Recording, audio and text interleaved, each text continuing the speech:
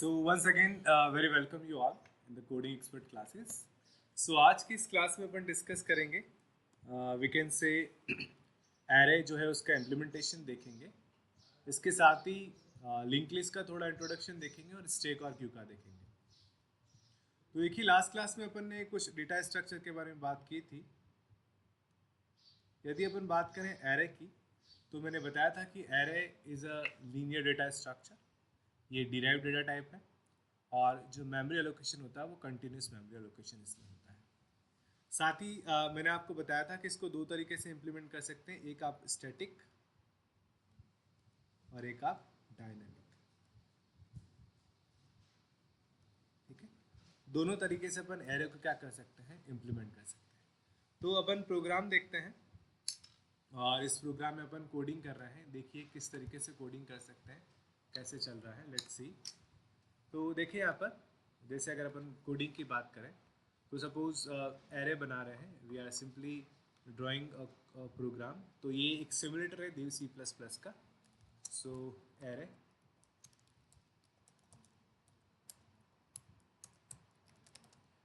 तो सबसे पहले अपन C में बना रहे हैं, C++ में बना रहे हैं। तो hash include IOStream, then using namespace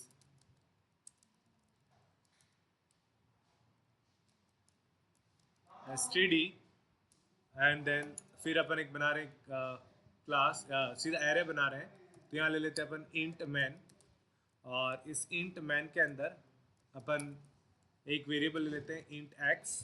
तो अपन एक एरे बना रहे हैं जो कि किस टाइप का है, इंटीजर टाइप का है। इसमें अपन ने 5 एलिमेंट्स ले लिए। नाउ इन 5 एलिमेंट्स का अपन को इनपुट लेना है, तो क्या करेंगे, we simply use a for loop. तो इसके लिए एक लूपिंग वेरिएबल यूज करना पड़ेगा। लूपिंग वेरिएबल अपन ले लेते हैं आई, तो अपन ने ले लिया इंट आई। देन लूप चलाने से पहले अपन लिख लेते हैं कि भी इंटर द वैल्यू। तो यहाँ मैं लिख लेता हूँ printf। C++ में बना रहे हैं तो सी आउट लिखते हैं अपन, cout enter the 5 elements of an array. ठीक है, तो एरे के 5 एलिमेंट डालिए, ये अपन ने लिख लिया है। देन इसको सी इन कर लेते हैं। सी इन करने के लिए अपन को लूप चलाना पड़ेगा। फॉर i इक्वल्स टू 0 लिखा, i++ लिखा and i less than to 5 लिखा और i++। ठीक है, और इसके अंदर अपन सीधा उसको सी इन कर लेंगे x ऑफ i को। तो यहाँ पर आपके 5 एलिमेंट सी इन हो जाएंगे।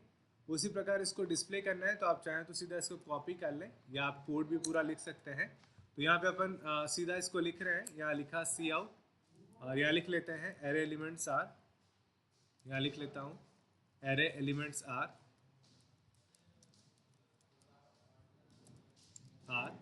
उसको अपन यहाँ लिख रहे हैं और उसने फॉर लूप चला रहे हैं और जहाँ सी इन किया है वहाँ पर मैं सी आउट कर लेता हूँ।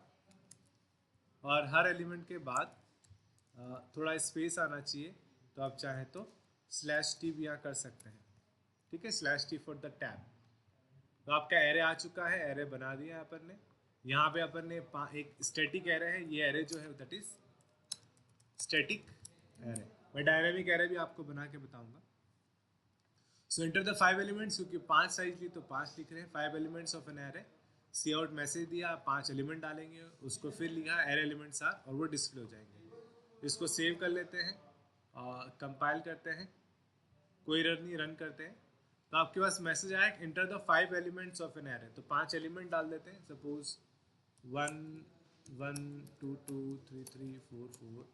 तो आपके पास एरे एलिमेंट्स आ गए 1 1 1 2 2 3 3 4 4। सो ये तो आपका था स्टैटिक एरे। अगर इसी को मुझे डायनामिक बनाना है तो देखिए एक और प्रोग्राम बनाता हूँ मैं, डायनामिक बना रहा हूँ। ये वाला एरे जो बनाया था that is static array,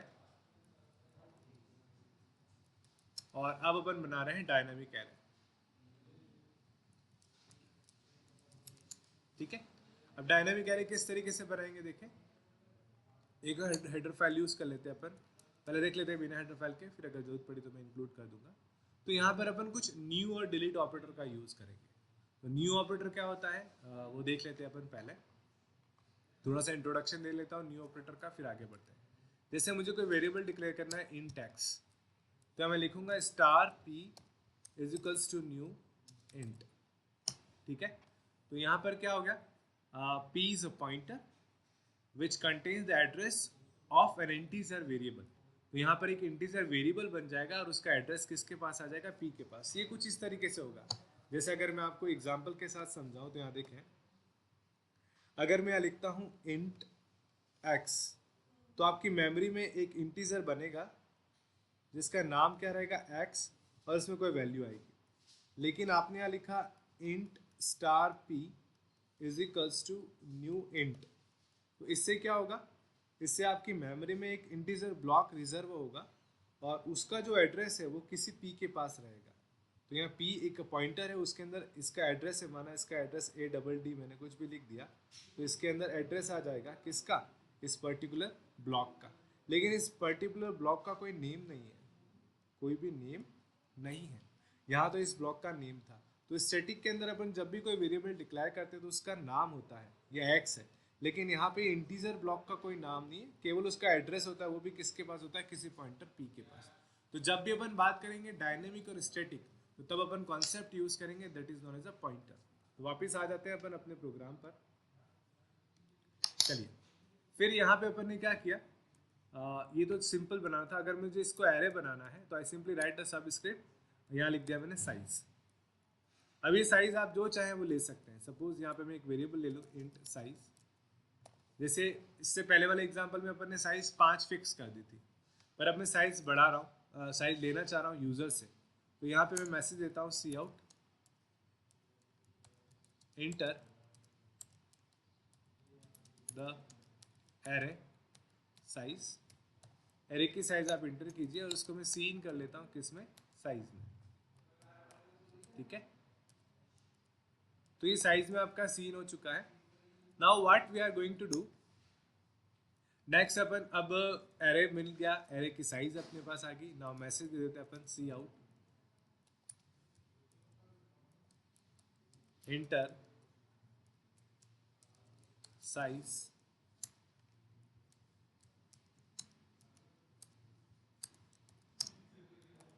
elements of an array.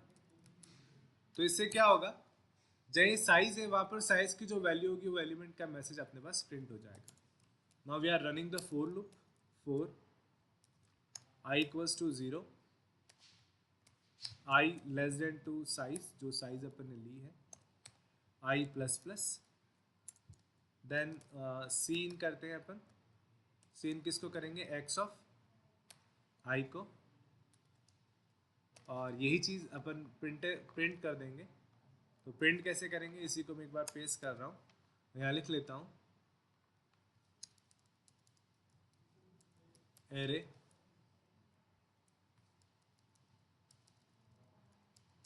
Elements are, array के एलिमेंट्स क्या है वो प्रिंट कर रहे हैं अपन, और लूप चला के अपन सी आउट कर लेते हैं। ठीक है, और हर एलिमेंट के बाद अपन एक टैब दे देते हैं। तो ये अपना डायनेमिक एरे बन चुका है। इसको मैं सेव कर लेता हूँ, फाइल सेव एज, इसका नाम देते हैं डायनेमिक एरे डॉट cpp। इसको कंपाइल करते हैं।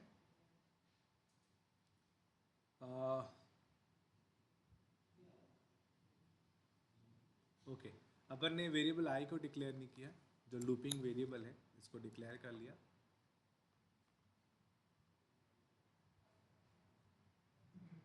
ओके, अपन ने एरे डिक्लेयर किया यहाँ पर। तो देखिए यहाँ पर थोड़ा सा एक दूसरा कॉन्सेप्ट ये है, यहाँ देखिए अपन जो एरे ले रहे हैं, यहाँ एरे की साइज तो अपन ने बना ही ली थोड़ा सा वो हो गया, चलो कर लेते हैं अपन। अब डायनेमिकली एरे बना लेते हैं। आपने साइज ले लिया, डायनेमिक एरे तो मैं डिक्लेयर कर रहा ही नहीं अपन ने। अब डायनेमिक एरे कैसे डिक्लेयर होगा, देखें यहाँ पे लिखते हैं int star p is equals to new size. तो आप जो साइज डालोगे वो साइज का अपने पास यहाँ पर बन जाएगा। अब अपन p को कहाँ पॉइंट करेंगे, देखिए यहाँ पे मुझे एक टेम्परेरी पॉइंटर और लेना पड़ेगा। क्यों लेना पड़ेगा मैं आपको समझाता हूँ। इंट स्टार टीएमपी, ये टेम्परेरी पॉइंटर मैंने ले लिया। Int C out size enter the element में कर रहा हूँ यहाँ पर। सबसे पहले लिया आई अपने 0 से I less than equals to size और आई प्लस प्लस। अब देखिए यहाँ पर अपन क्या कर रहे हैं, सीन करूँगा, यहाँ केवल केवल सीन करूँगा मैं पी, मतलब पी के अंदर जो एड्रेस है, पी किस एड्रेस को पॉइंट कर रहा है, सबसे पहले एलिमेंट को। देखिए यहाँ पर होता क्या है, एक बार कॉन्सेप्ट समझ लीजिए फिर वापस प्रोग्रामिंग पे आ जाते हैं। जैसे अपन लिखेंगे int star P is equals to new int और ब्रैकेट में आपने साइज लिखी, सपोज साइज आपने 5 लिख दी, तो आपकी मेमोरी में एक 5 ब्लॉक रिजर्व हो जाएंगे और सबसे पहले ब्लॉक जो है उसका एड्रेस किसके पास आ जाएगा, पी के पास। तो अपन पी को सबसे पहले क्या करेंगे, इम्प्लीमेंट करेंगे। फिर पी को जैसे मैं पी प्लस प्लस करूँगा तो पी कहाँ पॉइंट कर देगा, अगले एलिमेंट को। फिर पी प्लस प्लस करूँगा तो पी कहाँ पॉइंट कर देगा, अगले एलिमेंट को। और लास्ट एलिमेंट तक अपन क्या करेंगे, सारे एलिमेंट को प्रिंट कर देंगे। तो ये तो अपन ने किया सी इन। फिर जैसे सी आउट करना है तो सी आउट करने के लिए अपन क्या करना पड़ेगा, पी को वापस पॉइंट करना पड़ेगा पहले एलिमेंट पे। तो इसलिए अपन ने क्या लिया, एक टीएमपी पॉइंटर लिया, उसके अंदर इनिशियली किसका एड्रेस डाल दिया, पी का। क्यों, क्योंकि पी स्टार्टिंग में कहाँ पॉइंट कर रहा है, सबसे पहले एलिमेंट को। वापस आ जाते हैं अपन कोडिंग के अंदर। तो देखिए यहाँ पर कोडिंग किस तरीके से हो रही है। तो यहाँ पर क्या करते हैं, जैसे ये लिया मैंने और यहाँ लिख लेता हूँ, या यहीं कर देता हूँ मैं, इजिकल्स टू पी। तो टी एम पे भी वहीं पॉइंट करेगा जहाँ पे आपका कौन पॉइंट कर रहा था, पी पॉइंट कर रहा था। सी पी पी कर दिया, सीन कर दिया पी को, और यहाँ पे मैंने पी क्या कर दिया, प्लस प्लस कर दिया। तो पी कहाँ चला जाएगा, नेक्स्ट एलिमेंट पे। फिर वापस एलिमेंट को प्रिंट करना है तो पी को वापस मैं कहाँ ले आऊँ, टी एम पी पर। टी एम पी मतलब स्टार्टिंग एलिमेंट पे, क्योंकि पी क्या हो गया था, सीन करते करते लास्ट में चला गया था। तो पी को वापस आगे ले आए पहले एलिमेंट पे, और फिर यहाँ पे उस एलिमेंट के वैल्यू को प्रिंट करना है। तो यहाँ पे सिंपल सा फिर मैंने क्या लिख दिया, स्टार पी। लेट्स सी, कुछ गड़बड़ होती तो देखते हैं। इसको सेव कर लिया।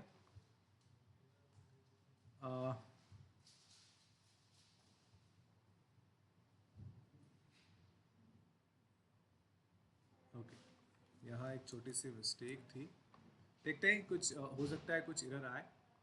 Note an issue.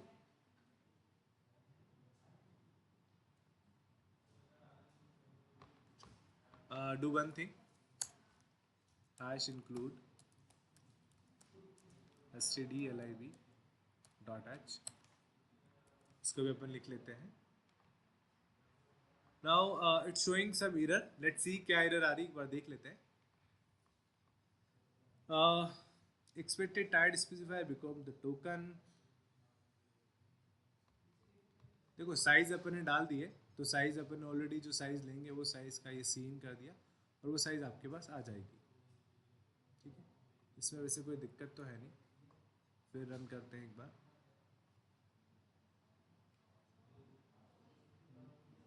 Expected type specifier because the token, फिर क्या बोल रहा है, अच्छा सीधी साइज ही दिया अपन ने, सीधी साइज दी, कोई दिक्कत। अच्छा सॉरी, यहाँ पे मैंने ये इंट नहीं लिखा। मैंने आपको एग्जांपल में बताया, लेकिन यहाँ पे इंट नहीं लिखा। तो यहाँ पे मैं किस टाइप का एरे बनाना चाहता हूँ, इंट टाइप का। और यहाँ पर क्या दिक्कत आ गई, सीन पी स्टार पी कर लेते हैं, कोई दिक्कत नहीं है। चलिए, तो कोई एरर नहीं है, एक छोटी सी एरर थी। यहाँ पर मैंने इंट नहीं लिखा था, बिकॉज जिस टाइप का एरे बनाना चाहते हैं वो टाइप स्पेसिफाई करना बहुत ज़रूरी है, जैसा कि मैंने आपको एग्जांपल में बताया था। इसको रन करते हैं।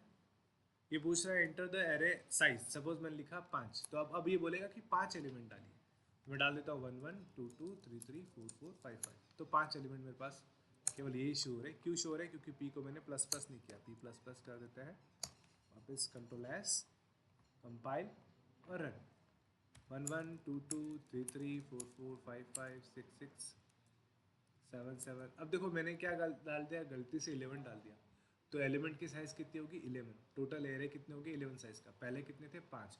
तो डायनामिक एरे का यही फायदा है कि जितने एलिमेंट आप लोगे उतने, जितनी साइज आप डालोगे रन टाइम पे, उतनी साइज का एलिमेंट आपको मिल जाएगा। 8 8 9 9 10 101 और 102। ठीक है, तो देखिए टोटल 11 एलिमेंट मेरे पास आ चुके हैं। तो ये क्या था, ये आपका डायनामिक एरे था। और इससे पहले अपन ने पढ़ा, वो क्या पढ़ा था, दैट इज स्टैटिक एरे। सो एक छोटा सा कॉन्सेप्ट था स्टैटिक एंड डायनेमिक एरे का। दोनों में फ़र्क ये है कि डायनेमिक में अपन पॉइंटर यूज़ करते हैं और रन टाइम पे मेमोरी को अलोकेट करते हैं, जबकि स्टैटिक में क्या होता है, स्टैटिक में अपन कंपाइल टाइम पे मेमोरी को अलोकेट करते हैं। फायदे क्या है, डायनेमिक मेमोरी जो अपन अलोकेट की है वो यूज़र अपने रिक्वायरमेंट के अकॉर्डिंग रन टाइम पे मेमोरी को ले सकता है, जबकि स्टैटिक में क्या होता है, स्टैटिक में आप एक बार मेमोरी ले ली तो वो फिक्स है कि आप उसको कम ज़्यादा नहीं कर सकते या चेंज नहीं कर सकते। हालांकि स्टैटिक और डायनेमिक एरे लगभग एक जैसे ही, एक बार साइज ले ली तो अपन उसको परिवर्तित तो नहीं कर पा रहे हैं। लेकिन यहाँ पर एक और एग्जाम्पल पढ़ेंगे जिसमें अपन पढ़ेंगे एरे और लिंक लिस्ट। तो लिंक लिस्ट जो है उसमें कुछ एडवांटेज है as per the array, because array में साइज फिक्स हो जाती है, लिंक लिस्ट में अपन साइज कम ज़्यादा कर सकते हैं। तो देखेंगे अपन किस तरीके से होता है, कैसे होता है। Now we are going to move to the some conceptual part, और कॉन्सेप्चुअल पार्ट डिस्कस करके अपन डिस्कस करेंगे वापस प्रोग्रामिंग पार्ट। तो वापस आ जाते हैं अपन कॉन्सेप्चुअल पार्ट पे। तो देखिए यहाँ पर अब आगे बढ़ने से पहले अपन क्या पढ़ेंगे वो थोड़ा सा कॉन्सेप्ट देख रहे हैं। यहाँ देखिए अपन पढ़ेंगे, एक तो पढ़ेंगे we can say link list,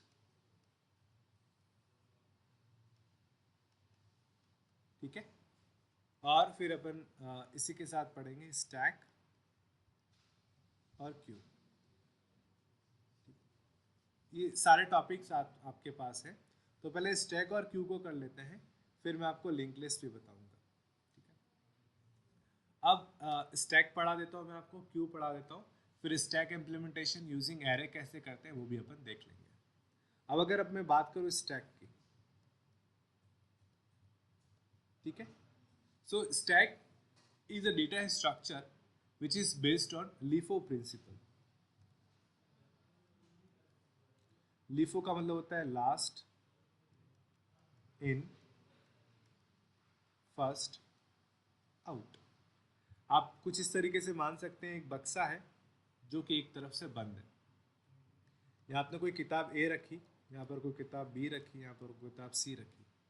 तो सबसे पहले आपने किसको डाला, ए को। लेकिन जब आप बुक उठाएंगे तो सबसे पहले कौन सी बुक उठाएंगे, बुक सी उठाएंगे, जो कि कौन सी है, लास्ट में अपन ने रखी थी। इसलिए बोलते हैं जो सबसे लास्ट में जाती है वो सबसे फर्स्ट में आउट होती है। तो stack is a data structure which is based on LIFO principle, पहली बात। दूसरी बात, चाहे स्टैक पढ़े चाहे क्यू पढ़े, उसमें दो ऑपरेशंस होते हैं।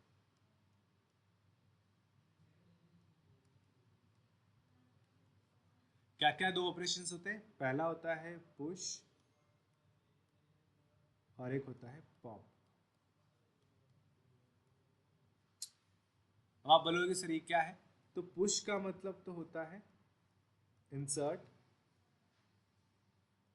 आप उसको बोल सकते हैं इंसर्ट, ठीक है, और जो पॉप होता है उसका मतलब होता है डिलीट, ठीक है। तो पुश और पॉप अपने आप में दोनों अलग ऑपरेशन है, जिसमें पुश का मतलब तो होता है आपका इंसर्ट करना और पॉप का मतलब होता है आपका डिलीट करना। और सबसे इंपॉर्टेंट बात जिसको आप नोट करके लिख सकते हैं, note, push and pop operation takes place at one end. तो पुश और पॉप दोनों ऑपरेशन है वो क्या होते हैं, केवल एक ही एंड पे, एक ही जगह पे क्या होते हैं, होते हैं। देखिए यहाँ पर यहीं से आपका एलिमेंट इंसर्ट होगा और यहीं से आपका एलिमेंट क्या होगा, पॉप होगा, ठीक है। अब इसको अगर अपन एरे से इंप्लीमेंट करें, देखिए यहाँ पर इसको अब अपन एरे से इंप्लीमेंट करने जा रहे हैं। तो इंप्लीमेंटिंग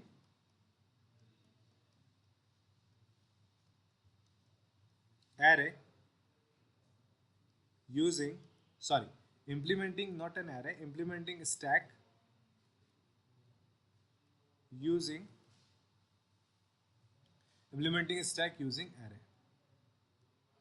अब एरे की सहायता से अपन स्टैक को इंप्लीमेंट करें तो कॉन्सेप्ट क्या है, सपोज मैंने यहाँ पर कोई एरे ले लिया जिसकी साइज 5 ले ली, आप जो चाहे वो साइज ले सकते हैं। मैंने आपको डायनामिक और स्टैटिक दोनों एरे बताए थे। अब यहाँ पर क्या हो गया, 5 एलिमेंट्स आएंगे, 0 1 2 3 एंड 4। अब आप जब वैल्यू इंसर्ट करें तो सबसे पहले कहाँ आएगी वैल्यू, यहाँ पर आएगी फर्स्ट ब्लॉक में, फिर वैल्यू यहाँ आएगी, फिर यहाँ यहाँ यहाँ। जब आप डिलीट करेंगे तो कहाँ से डिलीट होगी, सबसे ऊपर से। तो यहाँ पे अपन क्या करेंगे, एक एलिमेंट लेके चलेंगे जिसका मैं नाम दे दूँ top. Top of the stack. तो इनिशियली इसकी वैल्यू -1 डाल दूंगा, इसका मतलब अभी कहीं भी स्टैक में कुछ भी नहीं है। जैसे ही सबसे पहला एलिमेंट आएगा तो मैं उसको क्या करूंगा, सॉरी, तो कॉन्सेप्ट क्या है समझना। जैसे ही सबसे पहला एलिमेंट आएगा तो मैं यहाँ क्या किया, एरे बनाया,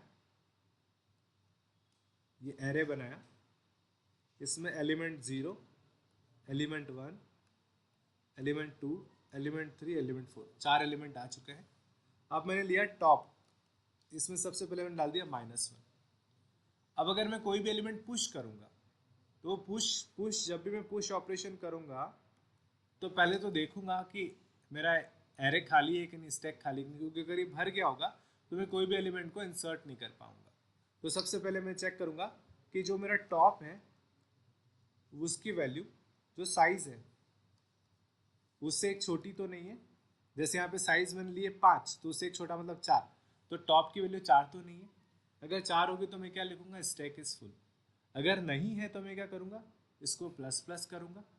प्लस प्लस करेंगे मतलब टॉप की वैल्यू -1 है तो टॉप की वैल्यू क्या हो जाएगी, 0, +1 किया मैंने तो टॉप यहाँ आ जाएगा।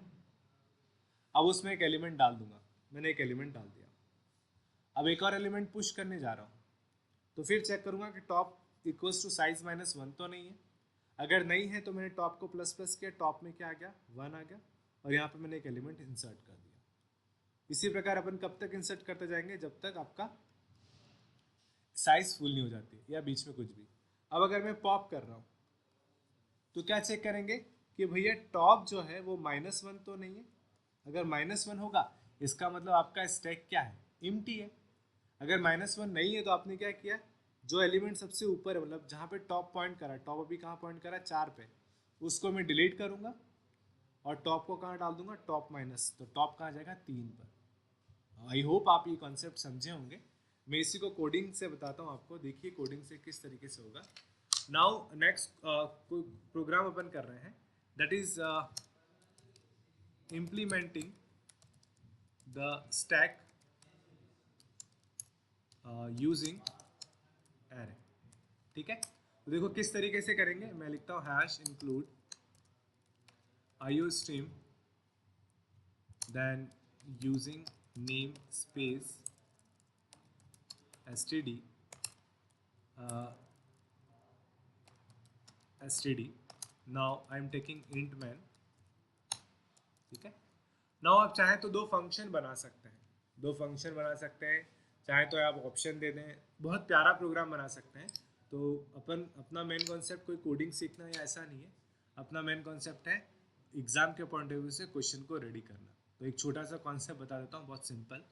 तो यहाँ देखिए मैं एक लूप वाइल कर रहा हूँ, वाइल, और यहाँ पे मैंने इसको 1 कर दिया है, और यहाँ पे मैं मैसेज दे रहा हूँ सी आउट, और यहाँ लिख रहा हूँ इंटर 1 to insert या push an element in the stack। ठीक है, और इसी प्रकार एक और ऑप्शन दे देते हैं, यहाँ लिखूंगा सी out inter 2 to pop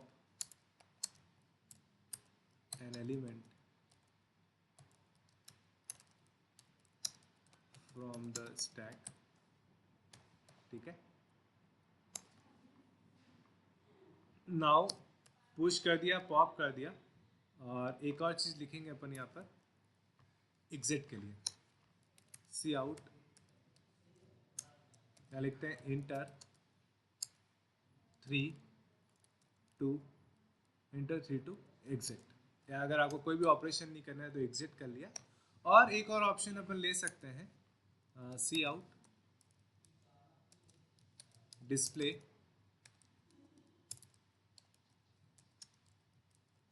stack elements. ठीक है, इस स्टैक के एलिमेंट को डिस्प्ले करना। तो यहाँ मैं लिख लेता हूँ इंटर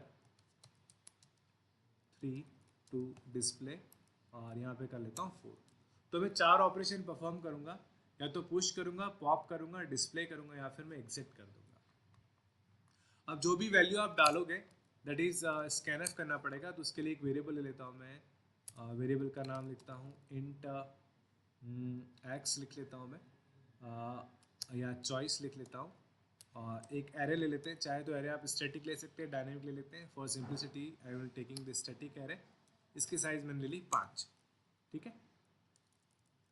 अब इसको मुझे सीन करना पड़ेगा, तो यहाँ पे मैं सीन करता हूँ, और सीन किसको कर दिया मैंने, ch को, चॉइस को। अब मैं यहाँ स्विच केस चलाऊंगा।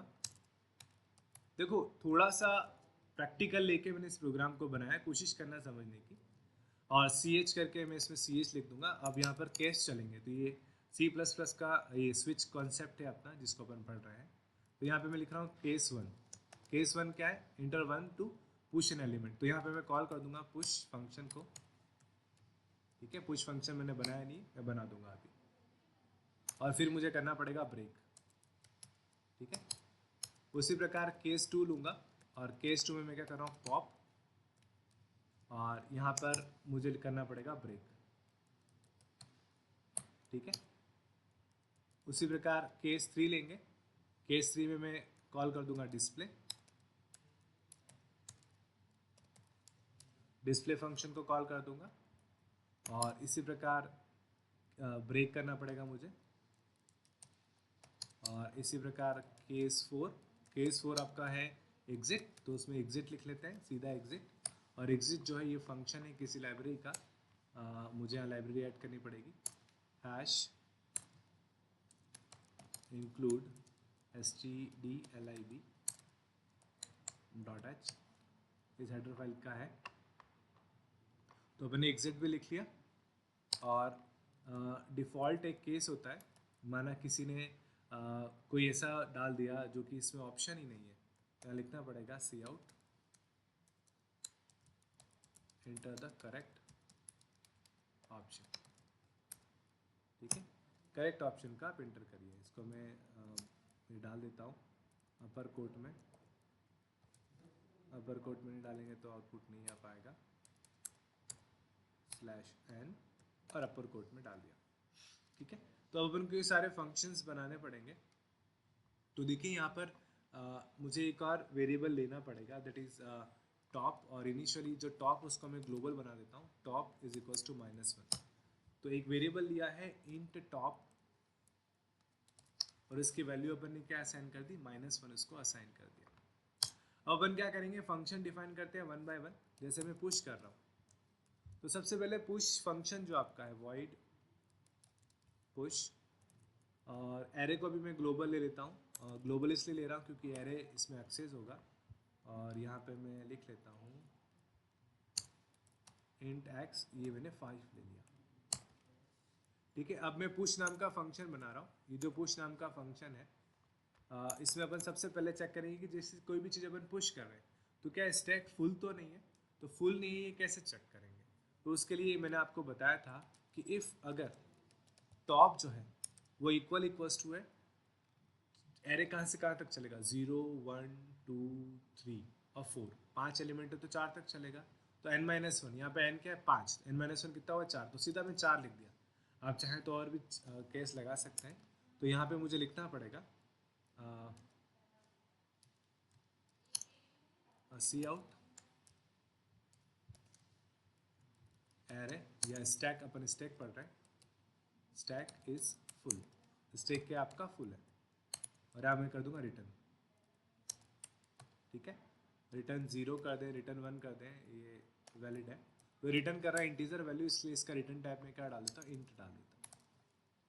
और अगर ऐसा नहीं है तो एल्स में गए, और यहाँ पे क्या करना पड़ेगा, एक वेरिएबल लेना पड़ेगा जिसको अपन इंसर्ट करना चाहते हैं, ठीक है।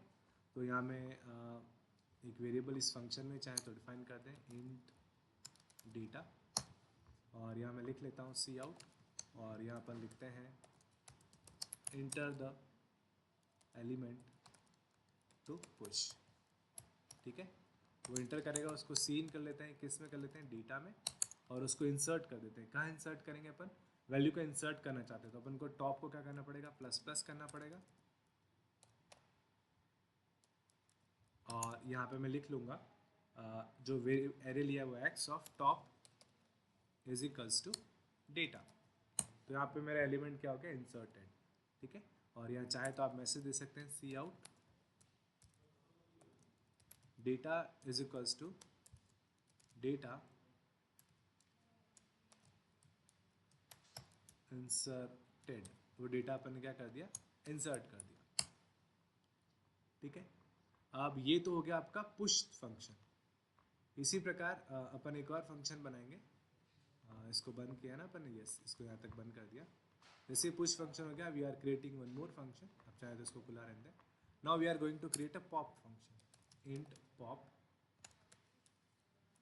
अब जैसे पॉप करते हैं तो आपको पहले चेक करना पड़ेगा कि एरे एम्प्टी तो नहीं है। तो एम्प्टी कैसे चेक करेंगे, अगर टॉप जो है वो इक्वल्स टू -1 है, मतलब अभी तक कोई एलिमेंट डाला ही नहीं, तो पॉप क्या करेंगे, तो मैसेज दे देंगे कि एरे या स्टैक इज एम्प्टी। स्टैक आपका एम्प्टी है और यहाँ रिटर्न कर दूंगा, ठीक है। रिटर्न मैंने कर दिया 0, तो अपन ने क्या हो गया, रिटर्न हो गया। अगर नहीं है तो यहाँ मैं करूँगा एल्स। अब कहाँ कौन सा एलिमेंट इंसर्ट होगा आपका, जो कि आपका सबसे टॉप में था। तो टॉप में अभी टॉप जो एलिमेंट था वो, तो टॉप की जो इंडेक्स वैल्यू अपन को डिलीट करनी पड़ेगी। तो यहाँ सिंपल सा लिख लेते हैं सी आउट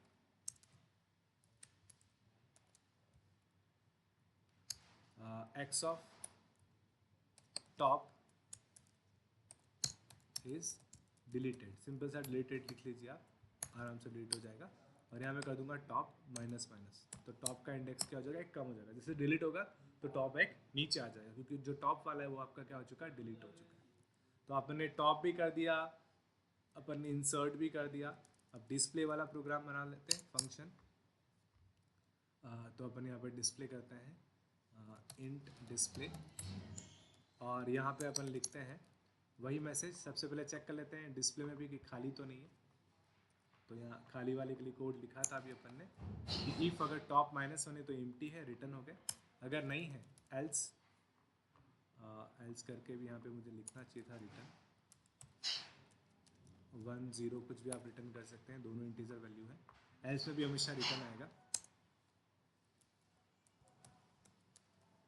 ठीक है। चलिए,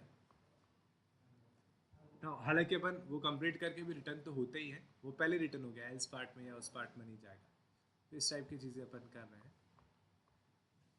अपन ने एल्स लिखा, अगर नहीं है तो अपन क्या करेंगे, लूप चलाना पड़ेगा अपन को। लूप में कहाँ से कहाँ तक चलेंगे, 0 एलिमेंट से लगाकर जब तक अपन टॉप तक नहीं पहुँच जाते। तो 4 एक लूपिंग वेरिएबल ले लेते हैं यहाँ पे मैं ले लिया इंट आई इक्वल्स टू 0 ले लिया इनिशियली, या इंट आई ले लिया अपन ने, जो भी आप चाहें। तो यहाँ आप चाहें तो लिख लेते हैं I is equals to 0, I less than equals to top, और आई प्लस, ठीक है। और सी आउट, तो यहाँ मैसेज दे देंगे अपन स्टैक एलिमेंट्स आर, ठीक है। तो एलिमेंट्स यहाँ पर डिस्प्ले हो जाएंगे, और सी आउट में मैं क्या कर दूंगा एलिमेंट, और एलिमेंट का है मेरा एक्स ऑफ टॉप में, और हर एलिमेंट के बाद थोड़ा स्पेस आना चाहिए तो /t लिख दिया। सो आई होप प्रोग्राम कंप्लीट हो गया चुका है यहाँ पर, और एलिमेंट सारे डिस्प्ले हो जाएंगे। ये डिस्प्ले फंक्शन बना दिया, ये पॉप बना दिया, ये पुश बना दिया, और यहाँ पे अपन ने ऑप्शन लिख लिया। इसको सेव कर लेते हैं, file save as stack .cpp, okay. इसको रन करते हैं, हो सकता है कुछ गड़बड़ियाँ होंगी इसमें। ओके, एग्जिट नहीं ले रहा है, एग्जिट में मैं 1 कर देता हूँ, ये इंटीजर वैल्यू इनपुट लेता है। चलिए, और कोई भी एरर नहीं है। तो देखिए आपके पास ऑप्शन आ रहे हैं, enter 1 to push an elements in the stack, enter 2 to pop an elements from the stack, enter 3 to display stack elements, and enter 4 for the exit. Suppose यहाँ पे मैं करता हूँ 3, तो देखो क्या आ रहा है, स्टैक इज एम्प्टी, क्योंकि स्टैक में कुछ डाला ही नहीं है। अगर मैं पॉप करता हूँ 2 ऑप्शन डालता हूँ, तो तब भी स्टैक मेरा एम्प्टी है। अब मैं एक एलिमेंट डालता हूँ, सपोज 1 डालता हूँ, ये बोल रहा है enter the element to push बोल रहा है। सपोज मैंने डाला 1 1, तो मेरा डेटा 1 1 इज इंसर्टेड आ चुका है। अब मैं डिस्प्ले करना चाहता हूँ तो 3 दबाता हूँ, तो स्टैक एलिमेंट्स आर 11 मेरा इंसर्टेड है। फिर मैं 1 इंसर्ट करता हूँ, फिर 2 2 इंसर्ट कर देता हूँ, 1 इंसर्ट करता हूँ, 3 3 इंसर्ट कर देता हूँ, 1 इंसर्ट करता हूँ, 4 4, 1 इंसर्ट करता हूँ, 5 5, 1 इंसर्ट करता हूँ, 6 6। तो देखो क्या है, इंटर द करेक्ट ऑप्शन, ये ऑप्शन सही नहीं है। 1 इंसर्ट करता हूँ, देखो अब आपको ऑप्शन आ गया स्टैक इज फुल, यहाँ पे आ चुका है, क्योंकि 5 एलिमेंट से ज़्यादा आप डालोगे तो स्टैक क्या बताएगा, फुल बताएगा। अब मैं इंसर्ट करता हूँ डिस्प्ले करने के लिए 3, तो देखो 5 5 5 5 जस्ट यहाँ पे एक छोटी सी मिस्टेक हो गई है, डिस्प्ले प्रॉपर नहीं हो रहा है, लास्ट एलिमेंट ही डिस्प्ले हो रहा है, तो डिस्प्ले वाला फंक्शन में चले जाते हैं। ये मेरा डिस्प्ले वाला फंक्शन है। तो आई इक्वल्स टू अपन 0 से लाकर टॉप तक जा रहे हैं। ओके, यहाँ मुझे आई पढ़ना करना पड़ेगा, मैंने यहाँ पे टॉप लिख दिया। दैट्स इट, हो गया, कंपाइल, रन। तो देखिए यहाँ पे एलिमेंट डालता हूँ 1 1 1 1 2 2 1 3 3 1 4 4 1 5 5। अब 1 और करूँगा तो स्टैक क्या हो गया, फुल हो गया। अब डिस्प्ले करना है तो 3 इंसर्ट किया, और मैं डिस्प्ले करूँगा तो 1 1 2 2 3 3 4 4 5 5, ये सारे एलिमेंट डिस्प्ले हो चुके हैं। जो भी करना है, पॉप करता हूँ, पॉप में 2 से इंसर्ट करूँगा, तो मेरा सबसे लास्ट में एलिमेंट कौन सा था, 55 डाला था, तो 55 पॉप हो गया। अब डिस्प्ले करूँगा तो 1 1 2 2 3 3 4 4, एक और पॉप करूँगा तो 44 पॉप हुआ, एक बार और पॉप करूँगा 33 22 1 1, एक बार और पॉप करूँगा तो इससे क्या बताएगा, एम्प्टी, और 4 से में क्या हो गया, एग्जिट हो गया। So it is the example of, we can say, stack implementation using an array. अब इसी stack को अपन implement कर सकते हैं by using linked list। तो कल की क्लास में अपन एक बार क्यू पढ़ेंगे, और क्यू पढ़ने के बाद अपन पढ़ेंगे लिंक लिस्ट। तो आई होप आज की क्लास में आपको समझ में आया होगा। आज अपन ने पढ़ा एरे क्या होता है, स्टैक क्या होता है, और स्टैक का implementation using array. Okay, so thank you very much. After this completion this class we will discuss some questions जो कि आपके इंपॉर्टेंट होंगे एग्जाम पॉइंट ऑफ व्यू से। Okay, thank you very much.